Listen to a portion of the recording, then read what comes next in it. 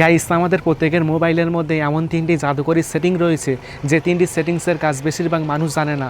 এই 3টি সেটিংসের মধ্যে একটা সেটিংস হলো আমাদের প্রত্যেকের মোবাইলের মধ্যে বিভিন্ন পার্সোনাল ফটো ভিডিও থাকে, বিভিন্ন অ্যাপ থাকে, বিভিন্ন ডকুমেন্ট থাকে। কেউ যদি আপনার মোবাইল ফোনটি ব্যবহার করার জন্য চেয়ে নেয়, সে কিন্তু দেখে ফেলতে পারে। সেক্ষেত্রে কিন্তু আপনি বিপদের মধ্যে পড়ে যাবেন। কিন্তু গাইস, প্রত্যেকটি মোবাইলের মধ্যে এমন একটা সেটিং রয়েছে, ওই সেটিংটি আপনি অন করে দিবেন, তাহলে মোবাইলের সব কিছু হাইড হয়ে যাবে, সব কিছু লুকিয়ে যাবে। সে কিন্তু কোনো কিছু খুঁজে পাবে না। 24 ঘন্টা ঘাটলেও সে মোবাইলের কোনো কিছু দেখতে পারবে না। সে ভাবে যে আপনি নতুন মোবাইল ফোন কিনেছেন নাকি। আপনার মোবাইল ফোনটি একেবারে নতুন, যেখানে যাচ্ছে পুরোপুরি ফাঁকা দেখাচ্ছে, শেষে আপনাকে মোবাইল ফোনটি দিয়ে দিতে বাধ্য হয়ে যাবে। এরকম আরও দুটো সেটিং রয়েছে। চলুন শিখিয়ে দিই, দেখিয়ে দিই কি সেই প্রত্যেকটি মোবাইলের 3টি জাদুকরী সেটিংস। তো জানতে হলে ভিডিওটি অবশ্যই পুরো দেখুন। আমি আছি আপনাদের সাথে আব্দুল মিস্ত্রি, আপনারা দেখছেন এক্সপার্ট মিস্ত্রি চ্যানেল। তো চলুন শুরু করা যাক। 1 নাম্বার সেটিংসটি করার জন্য এখন আপনি মোবাইলের সেটিংসে আসবেন, তারপর নিচে আসবেন, এসে ইউজার অ্যাকাউন্টের মধ্যে আসবেন, তারপর মাল্টিপল ইউজার বলে একটা অপশান পাবেন। এই অপশানের মধ্যে আপনাকে আসতে হবে, তারপর মাল্টিপল ইউজার এই অপশানটি অন করবেন। অন করা হয়ে গেলে বের হয়ে আসবেন, তারপর নোটিফিকেশন বারের মধ্যে আসবেন, তারপর সেটিংসের পাশে এই মানুষের আইকনে ক্লিক করবেন। ক্লিক করার পর গেস্ট অপশানে ক্লিক করবেন।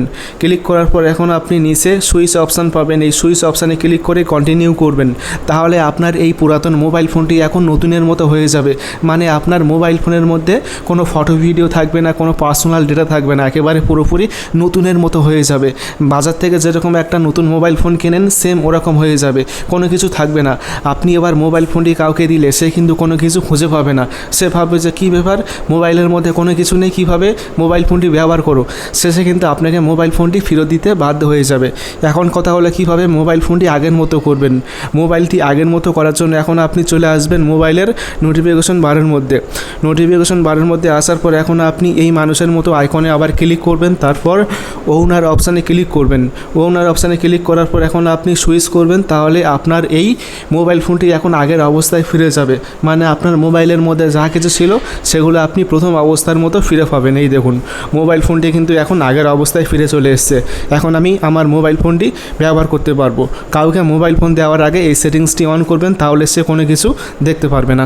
2 নম্বর সেটিংসটি করার জন্য এখন আপনি মোবাইলের সেটিংসের মধ্যে আসবেন, তারপর নোটিফিকেশন অ্যান্ড কুইক সেটিংস এখানে আসবেন।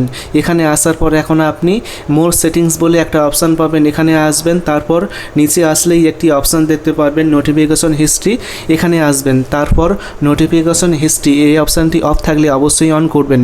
এই অপশানটি অন করলে কি হবে, এবার যদি আপনার মোবাইলের মধ্যে কেউ মেসেজ পাঠিয়ে মেসেজটি ডিলিট করে দেয়, সেই ডিলিট করা মেসেজটি আপনি এখান থেকে দেখতে পারবেন। হ্যাঁ, ডিলিট করা মেসেজ আপনি এখান থেকে দেখতে পারবেন, সে যেই অ্যাপ থেকে হোক না কেন, ফেসবুক, হোয়াটসঅ্যাপ, ইনস্টাগ্রাম বা যে কোনো অ্যাপস থেকে যদি মেসেজ পাঠিয়ে মেসেজটি ডিলিট করে দেয়, সেই মেসেজগুলো আপনি এখান থেকে দেখতে পারবেন।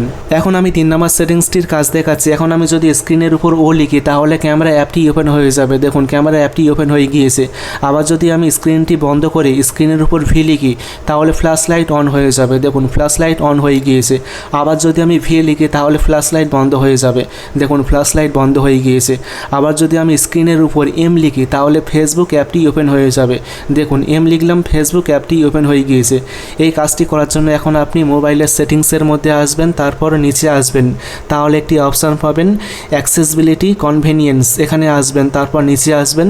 নিচে আসার পর এখানে একটা অপশান দেখতে পারবেন যে গেস্টার মোশন, এখানে আসবেন। তারপর উপরে একটি অপশান পাবেন স্ক্রিন অফ গেস্টার, এখানে আসবেন। তারপর এখানে একটি অপশান রয়েছে যে draw an O to open camera, এই অপশানটি অন করলে স্ক্রিনের উপর ও লিখলে ক্যামেরা ওপেন হয়ে যাবে। তারপর রয়েছে draw A V to turn torch on or of, এই অপশানটি অন করলে ভি লিখলে টর্চ অন অফ হবে।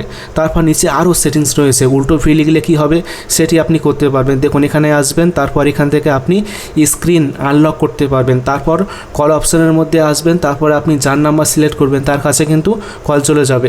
এছাড়া আপনি চাইলে যে কোনো অ্যাপস ওপেন করতে পারবেন। এই দেখুন, মোবাইলের প্রত্যেকটি অ্যাপস চলে এসছে এখানে, যে অ্যাপটি আপনি সিলেক্ট করবেন সেই অ্যাপটি ওপেন হয়ে যাবে।